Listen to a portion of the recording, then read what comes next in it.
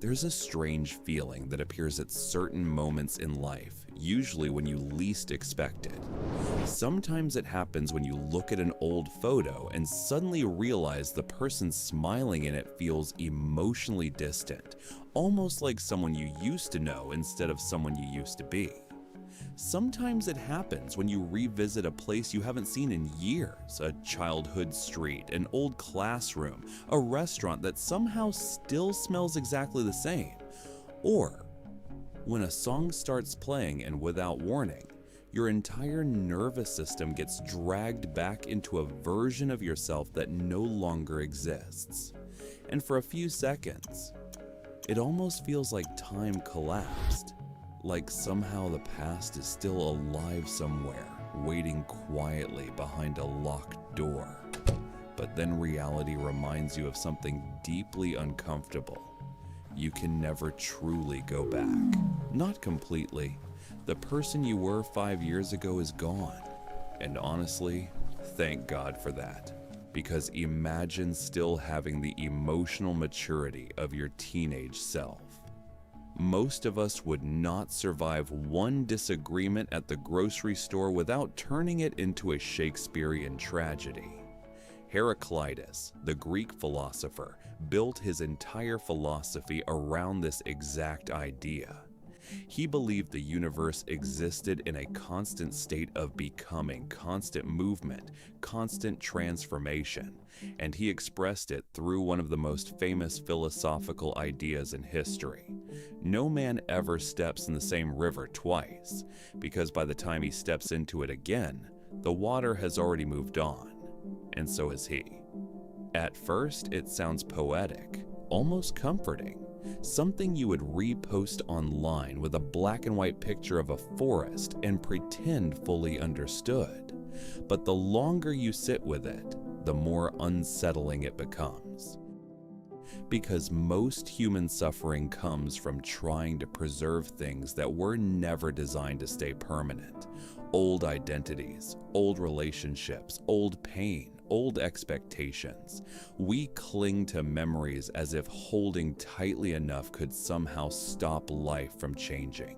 But life changes anyway, quietly, constantly, daily. Your body changes, your cells regenerate, your opinions and your fears evolve. Even your dreams change over time. Children tend to dream about animals, colors, impossible creatures flying through the sky. Adults mostly dream about their teeth falling out, being late to something important, or suddenly discovering they forgot an entire semester of school and there's a math exam in 10 minutes. Apparently, maturity is just anxiety with better vocabulary. Heraclitus believed reality was not built on permanence, but on movement. Everything flows, transforms. Everything becomes something else over time. A child becomes an adult. Summer becomes winter. Day becomes night. Even mountains slowly change shape under enough wind and enough years. The ancient Greeks called this process becoming, not fixed existence, becoming. And maybe that's why life feels emotionally unstable sometimes.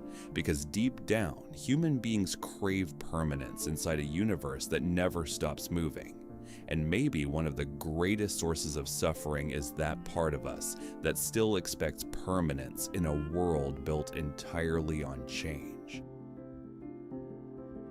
That's why so many people feel emotionally stuck.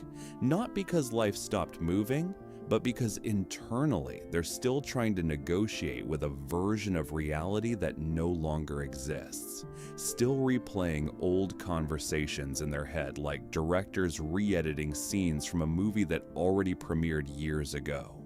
Still punishing themselves for mistakes made by versions of themselves who genuinely did not know better. Still emotionally living inside seasons of life they already outgrew.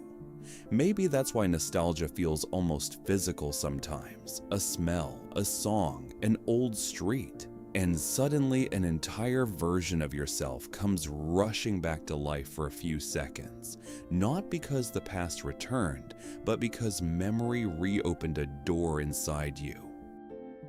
There's a reason so many songs throughout history revolve around change. David Bowie sang, "Turn and face the strange changes." Harry Styles reminded everyone that it's not the same as it was. Fleetwood Mac admitted, "I've been afraid of changing." Because every human being eventually experiences the strange grief of becoming someone new. And maybe the hardest part is realizing that some versions of ourselves now exist only as memories. There's an old phrase that says, guilt is analyzing the past with the clarity of the present. And honestly, that explains almost everything. Because most people judge their younger selves using wisdom they only gained after surviving the experience itself.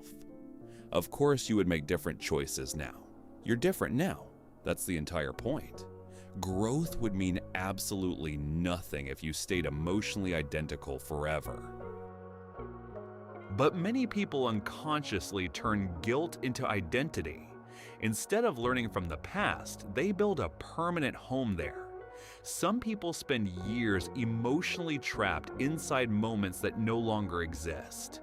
A breakup, a mistake, a humiliation, a version of themselves they cannot forgive. But guilt is strange because guilt often means expecting your past self to possess awareness that only came from the pain itself. Of course you know better now. Pain taught you, experience taught you, growth taught you.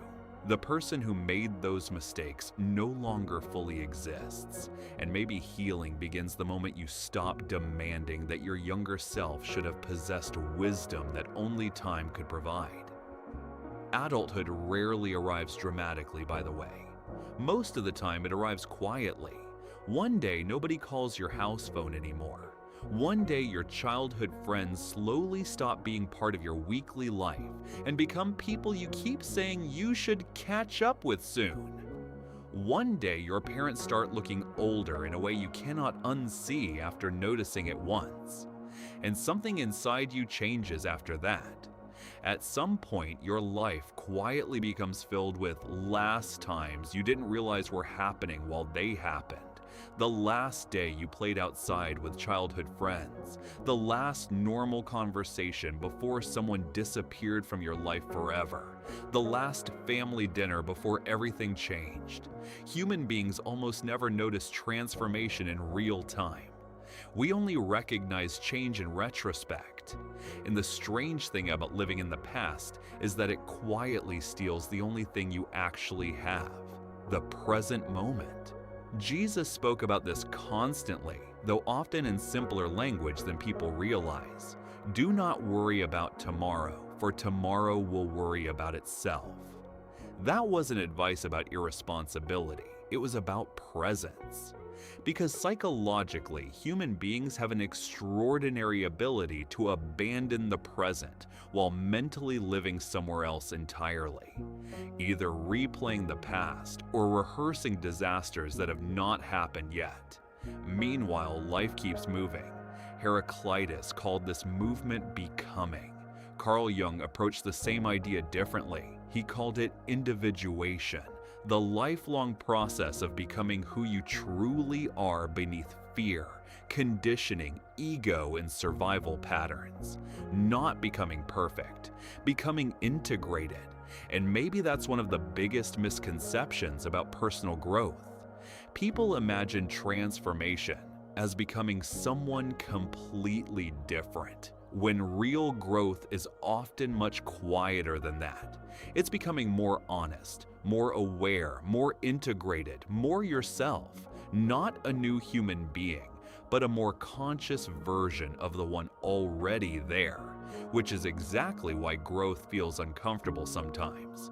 Human beings often prefer familiar pain over unfamiliar freedom. At least familiar suffering feels predictable, and the mind loves predictability, even when the situation itself is unhealthy.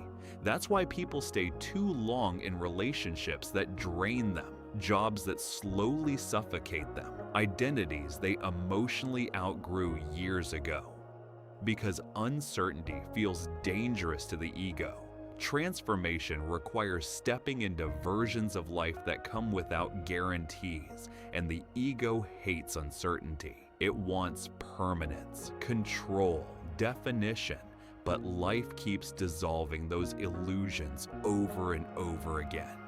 Because every new version of you requires the death of an old one. Old habits, old beliefs, old coping mechanisms, old identities. And human beings don't always release those gracefully. Sometimes we fight for our limitations like they're family heirlooms. We say things like, "This is just who I am," as if personality were a prison sentence carved into stone by the universe itself. Nature understands transformation better than we do. Leaves fall so trees can survive winter. Caterpillars dissolve completely before becoming butterflies. Forests burn before renewal appears again. Even pearls begin as irritation, which means some of the most beautiful transformations in life begin as discomfort. For most of human history, people couldn't constantly revisit old versions of themselves. Now we can. Photos, videos, archived messages, social media memories from 7 years ago showing a blurry picture of coffee you apparently considered important enough to upload.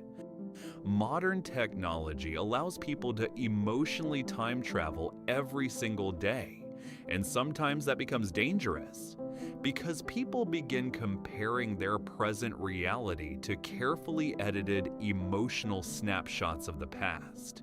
But memory is selective. We remember certain seasons more beautifully than they actually were because we survived them. And slowly, people become emotionally attached not to reality, but to edited versions of it. Meanwhile, life keeps trying to move us forward. Jim Rohn once told a story about a period in his life when everything felt like it was collapsing.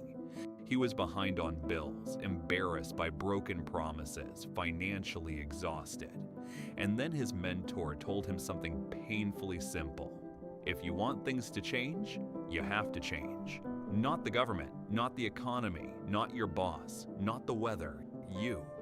And honestly, that realization is both terrifying and liberating because it removes the fantasy that life will magically transform while we remain emotionally identical. Heraclitus would probably agree. You cannot become someone new while insisting on remaining the same. And yet people spend years waiting for different results from unchanged patterns, waiting for confidence without discomfort, healing without honesty, transformation without surrender. It's like standing in the middle of the ocean, asking the wind to change direction instead of learning how to adjust your sails. Jim Rohn used that exact metaphor. He said, "The key is not to wish for a better wind.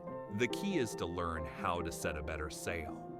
Because life will always contain uncertainty. There will always be loss, unexpected endings, confusing transitions, moments where you feel completely lost. Impermanence is not a flaw in life. It is the structure of life itself. Even the Bible reflects this constantly. To everything there is a season. Not forever, a season. Which means some chapters of your life were never supposed to become permanent residences. Some people entered your life for a season. Some pain existed to teach something. Some versions of you existed only long enough to prepare you for the next stage. And maybe maturity is learning not to cling so desperately to what life is already trying to move beyond. Because resisting change doesn't stop transformation. It only increases suffering during it. And strangely enough, some of the most meaningful growth in life happens during periods that initially felt like destruction, a breakup that forced honesty, a failure that shattered ego, a lonely season that revealed who you really are without distraction. Most people only appreciate certain experiences after they fully integrate the lesson hidden inside them. While you're inside the storm, it rarely feels meaningful. It just feels painful. But years later, you sometimes realize that experience changed me, not because it was pleasant, but because it forced evolution. And evolution often looks chaotic while it's happening. Nature itself works that way. Muscles tear before growth. Stars collapse before becoming something new. Transformation rarely feels comfortable in real time, which is probably why human beings instinctively resist it. We prefer familiarity, even when familiarity is slowly destroying us. At least familiar pain feels predictable. But eventually life pushes forward anyway. The river keeps moving, and so do you.